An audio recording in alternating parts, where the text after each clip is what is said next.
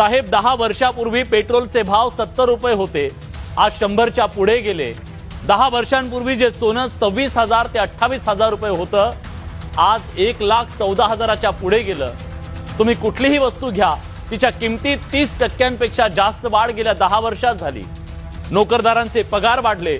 आमदारांचा पगार 10 वर्षांपूर्वी 50,000 ते 80,000 रुपये प्रति महिना होता, तो आता 1 लाख ते 3 लाखापर्यंत पोहोचला। म्हणजे सरासरी 250% वाढ झाली। पण शेतकऱ्यांची काय अवस्था आहे? 10 वर्षापूर्वी ज्या कांद्याला सरासरी 25 रुपये किलोचा दर होता, त्याचा भाव आज 10 रुपये किलो झालाय।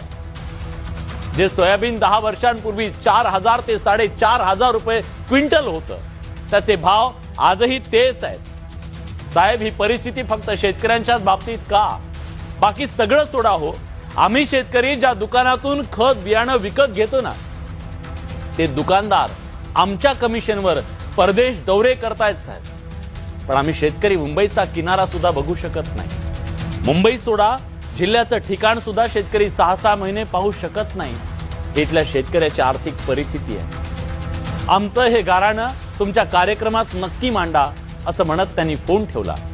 राज्यातला शेतकरी आज अस्वस्थ आहे, त्याच्यावर अक्षरशः आभाळ कोसळलं। रानावर, शिवारावर, गावावर दुःखाचे ढग दाटून आले। या काळात जिथं डोलणारी पिकं आणि पक्ष्यांचा चिवचिवाट असावा ना, तिथं स्मशान शांतता आहे। शेताचा जणू मसनवाटा झालाय।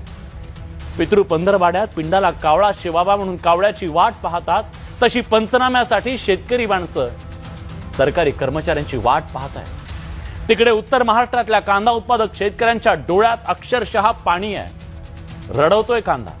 मार्च महिन्यापासून तळहाताच्या फोडासारखा जपलेला कांदा रस्त्यावर उकिरड्यात फेकून द्यायची वेळ आली। 1 क्विंटल कांदा पिकवण्यासाठी 1,500 ते 2,000 रुपये खर्च येतो, असं सरकार स्वतः सांगतंय। आज कांद्याचा भाव किती आहे? 10 रुपये किलो। म्हणजे भांडवली खर्च सुद्धा निघत नाहीये। कष्टाचं मोल वगैरे कुठे घेऊन बसलाय? कांदे फुकट वाटण्याची आणि उकिरड्यात फेकून देण्याची वेळ शेतकऱ्यांवर आली आहे। इतका शेतकरी हतबल आणि संतप्त आहे, कारण 5 महिने सलग पाऊस कोसळतोय, त्यामुळे चाळीत ठेवलेला कांदा खराब होऊ लागला। म्हणून आहे त्या भावात विकण्याशिवाय त्याच्याकडे पर्याय नाहीये। त्यामुळे शेतकरी हवाल दिलाय।